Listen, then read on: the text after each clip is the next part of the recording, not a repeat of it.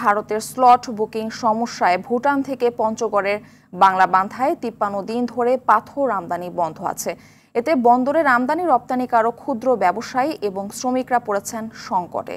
কাজ না থাকায় মানবেতর জীবন পার করছেন ৫ শতাধিক পাথর উঠানামা শ্রমিক। এই অবস্থা চলতে থাকলে ভারতের পাথর ও আমদানি বন্ধ করে দেওয়ার হুঁশিয়ারি দিয়েছেন পাথর আমদানি রপ্তানিকারকরা। পঞ্চগড় প্রতিনিধি মোহাম্মদ হারুনুর রশিদের তথ্যচিত্রে বিস্তারিত জানাচ্ছেন নাদিরা সুলতানা।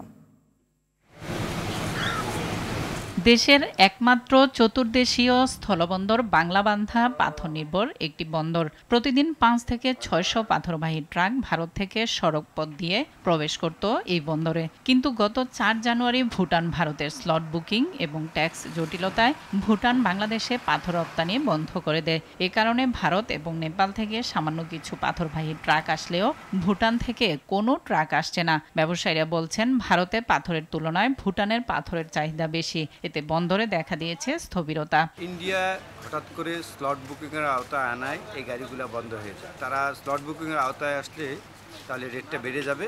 দেশের সরকার যদি যৌথভাবে এটাকে সমাধান করে তাহলে আমাদের বাংলাবান্ধা পোর্টের জন্য খুব ভালো উপকার হয়।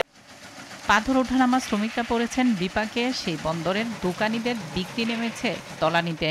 এই আমাদের স্থল বন্দরের ৫০০ শ্রমিক আছে। আমরা এখন খুব মানবতার জীবনযাপন করতেছি। ২৪ সালে যেভাবে গাড়ি আসতো ৫০০-৭০০ গাড়ি আসতো, ভারতে ৬০ থেকে ৭০টা গাড়ি আসতেছে।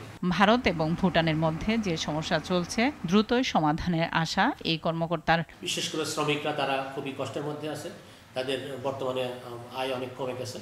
তো ইন্ডিয়া এবং ভুটানের মধ্যে যে সমস্যা চলছে এটা আমরা আশা করছি খুব শীঘ্রই সমাধান হবে এবং সপ্তাহখানেকের মধ্যে হয়তো ভুটানি পাথর আমদানি শুরু হবে। দ্রুত ভুটান থেকে পাথর আমদানি চালু করতে ব্যবস্থা নেওয়ার দাবি সংশ্লিষ্টদের।